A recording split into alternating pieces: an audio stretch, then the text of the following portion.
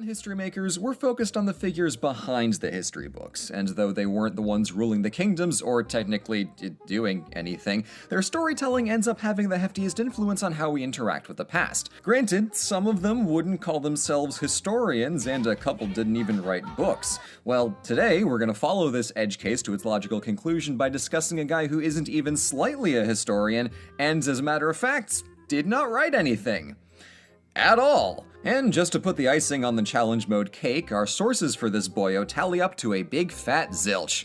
But it's okay, because what we lack in anything about our old pal Confucius we make up for in the incalculably huge impact that he had on Chinese philosophy, culture, and the entire canon of Chinese history. So, by God, I will make this work.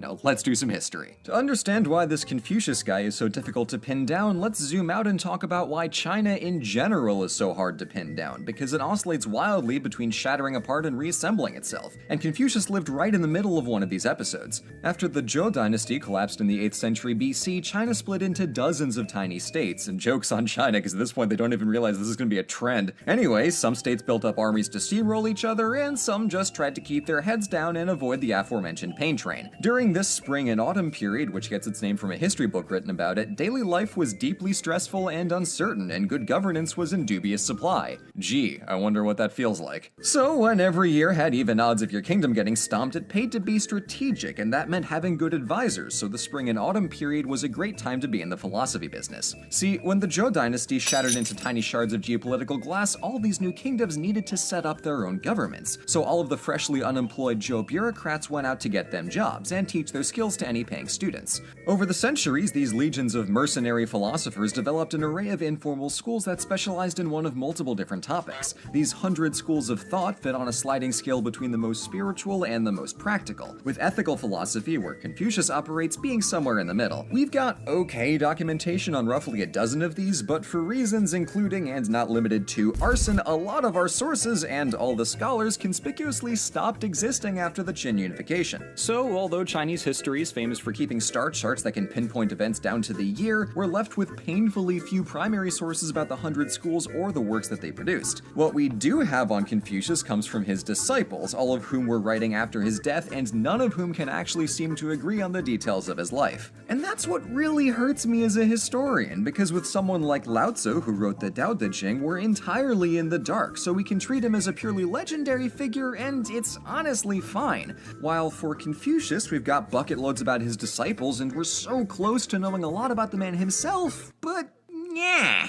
So, in the History Maker's mysteriousness tier list, Confucius fits firmly into the frustration and flailing arms tier. Now, with a gigantic asterisk that I'm actually going to leave in the corner of the screen, let's take a look at what we have been told about Confucius's life, and try to figure out how he achieved big deal status from such humble beginnings. Confucius began his career as a scholar and political advisor in the state of Lu, doing his best to keep things running and implementing some reforms for, a little bit of spice. But the neighboring state of Qi wanted to get a leg up, so they sabotaged the Duke of Lu with a 200 IQ play. They sent him a convoy full of horses and dancing girls as a gift, and the Duke became so distracted by horse riding and dancing that he completely abandoned his responsibilities to the state. Confucius figured that Lu was a lost cause, so he ran away from the sounds of neighing and moaning and looked for work in more virtuous pastures. But nowhere he went seems to care for what he was selling, so after 13 unproductive years, he went home and taught some of the local kiddos. While the various dukes of China dismissed Confucius on the basis of him being a mondo nerd, his 72 students were extremely dedicated to their master, and after his death, they collected a series of his teachings and discussions into a book that we now call the Analects. From there, it was go time, and the disciples went to work writing more Confucian philosophy and training future generations of disciples. The most notable of them is a 4th-gen Confucian named Mengzi, whose career path followed a very similar trajectory of wander around China, getting constantly ignored, and then have your disciples write a book about the stuff you said. Not a bad deal. Mengzi's elaboration on some of the finer points of Confucianism did a lot to develop the philosophy, but he was way shiftier with his biographics. Mengzi said that Confucius wrote the Spring and Autumn Annals, and all of China just shrugged and went along with it. It was only some 2,000 years later that anybody realized this claim had exactly zero supporting evidence. Who could have guessed that a biased source with a century of lag time could possibly be untrustworthy? Truly, I'm shocked. But this is just the weird kind of limbo state that Confucianism was in during its first 300 years, spreading like wildfire among the growing band of devotees, but still not finding a place in the courts of warring states era China. The dukes had no time for ethics when thousands of soldiers were spilling over the hills to come set the palace on fire. So, with enough historical context to sink a mid-sized battleship, let's talk about the philosophy these disciples were so jazzed about. In the intellect, Confucius is always addressing one of two questions: what makes a good man, and what makes a good government? Confucius believed that all people have the capacity for virtue even if most of us are a little undisciplined. So, by the help of a great teacher or through some honest self-reflection, we can all better ourselves in order to become junzi, gentlemen. In a world where everything was topsy-turvy and slicey-stabby, Confucius sought comfort in the practice of ritual and the cultivation of family-centric values like respect, discipline, and piety. And this focus on good family morals ties his ideas about individual virtue to his broader concerns about society. The family unit was basically a tiny replica of government, so if virtuous behavior made people better family members, Confucius figured it would make them better citizens or rulers as well. Now, it's tempting to file this somewhere between oversimplicity and wishful thinking, but his point makes a little more sense in context when we actually take the inverse. Confucius argues that a government which relies on harsh laws and punishments is doomed because it's acting in opposition to the people.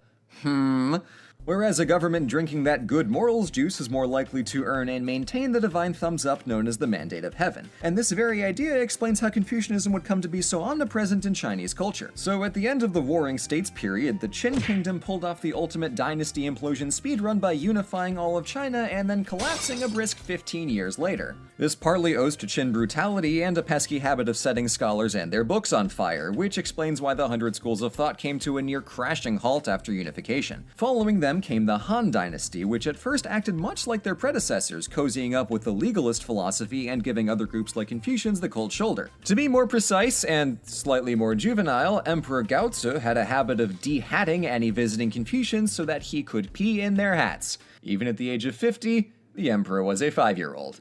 To his eventual credit, he once asked an advisor why he should bother with scholars when he had conquered his empire on horseback, and his advisor replied that an empire could not be ruled on horseback, so maybe His Highness should quit using the hats of Confucians as a porta potty and start listening to what they have to say. So Emperor Gaozi watched a few TED Talks on Confucianism and became a fan. Half a century later, Emperor Wu promoted it to the state philosophy and created a school to instruct his court in the 5 Confucian classics.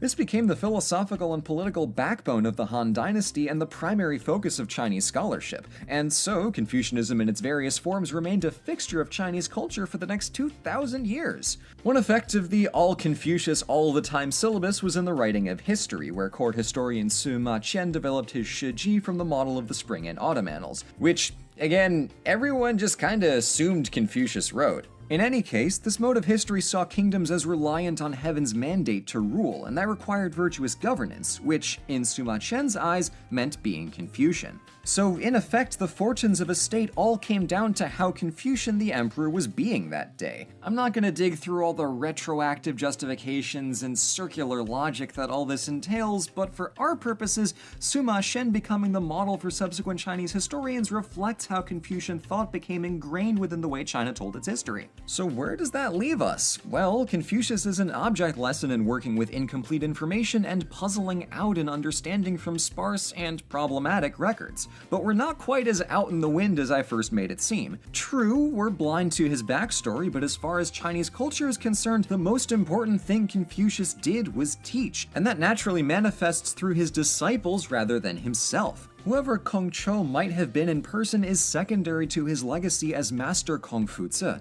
From the Analects to the writings of disciples like Mengzi, Confucius is inseparable from his role as a teacher and the works of his students. As far as lecture halls go, all of China is one heck of a classroom.